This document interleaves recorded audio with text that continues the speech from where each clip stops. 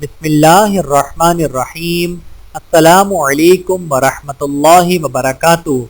دسترخوان اٹھانے کے بعد کی دعا۔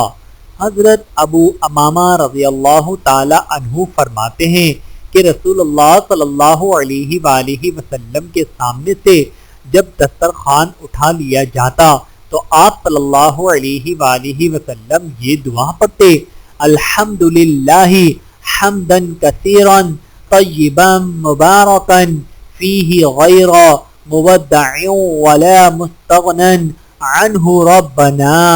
ترجمہ: اللہ ہی کے لیے ہیں تمام تعریفیں، بہت زیادہ تعریفیں، یہ پاکیزہ اور بابرکت روزی اللہ کی طرف سے ہماری آخری غذا نہ ہو، اور اے ہمارے رب ہم اس سے کبھی بے نیاز بھی نہ ہوں۔